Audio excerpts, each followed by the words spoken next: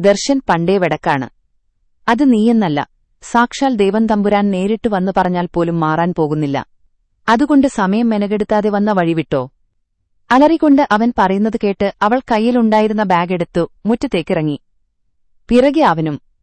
ഇനി മേലിൽ നിന്നെ ഈ പരിസരത്ത് കണ്ടുപോയാൽ നിന്റെ മുട്കാൽ ഞാൻ തല്ലി ഓടിക്കും. കേട്ടോടി. അത് കൂടെ കേട്ടതും അവൾ ചുണ്ടും കോട്ടിക്കുറച്ചുകൂടെ മുന്നോട്ട് നടന്നു. അടുത്ത വീടിന്റെ മതിൽക്കെട്ടുകൾക്ക് മുകളിലൂടെ എത്തിനോക്കുന്ന തലകളുടെ എണ്ണമെടുത്തുകൊണ്ട് അവൾ തിരിഞ്ഞുനിന്നു. അകത്തേക്ക് കയറിപ്പോകാൻ നിന്ന അവനെ നീട്ടിവിളിച്ചു. ഡാ പൊട്ടൻ ക്ണാപ്പാ, നീ എന്താടാ വിചാരിച്ചേ? ഇയാൾ വല്യ ഗുണ്ടയാണെന്ന് കരുതി ഞാൻ പേടിച്ചു പോകുമെന്നോ? തന്നെ എനിക്ക് ശരിക്കറിയില്ല. ഷേ, അതല്ല, എന്നെ ശരിക്ക് തനിക്കറിയില്ല. ഹാ, ഇപ്പൊ ഓക്കെയായി. നമ്മൾ എന്താ പറഞ്ഞു വന്നത്? ഇയാൾ എന്റെ മുട്ടുകാൽ തല്ലി ഓടിക്കുമെന്നല്ലേ? ഇയാൾ ഒടിക്കാൻ വരുമ്പോൾ ഞാൻ എന്റെ രണ്ടു കാലും നീട്ടിവെച്ചു തരുവല്ലേ? ഒന്നു പോടാപ്പാ. ബാക്കി പറയാൻ വായ തുറന്നതും കൈയിൽ ഒരു വെട്ടുകത്തിയുമായി ഉറഞ്ഞുതുള്ളി. വരുന്നവനെ കണ്ടു. അവൾ തന്റെ ബാഗും മുറുകെ പിടിച്ചു തിരിഞ്ഞു നോക്കാതെ ഓട്ടി.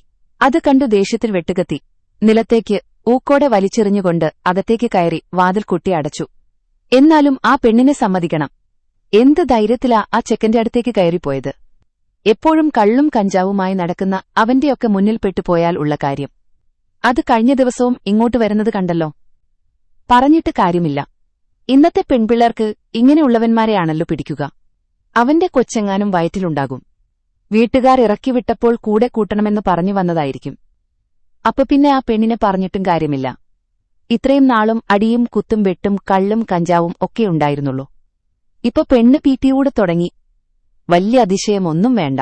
അതോട്ട്. അതെ, ഇതുപോലെ എത്ര എണ്ണത്തിന്റെ കൂടെ കിടന്നിട്ടുണ്ടാകുമെന്ന് ആരറിഞ്ഞു?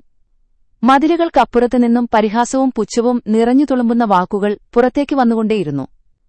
പിന്നെ സ്വന്തം വീട്ടിൽ അടുപ്പെരിഞ്ഞില്ലെങ്കിലും അടുത്ത വീട്ടിൽ എന്തു നടക്കുന്നു എന്നറിയാതെ ഉറക്കം കിട്ടാത്ത കുറച്ച് ടീംസ് ആയതുകൊണ്ട് അവർ അവരുടെ ജോലി തുടർന്നു.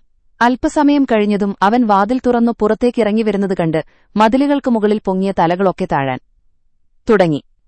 മുറ്റത്ത് നിർത്തിയിരിക്കുന്ന ബ്ലാക്ക് കളർ ജിപ്സിയിലേക്ക് അവൻ കയറി.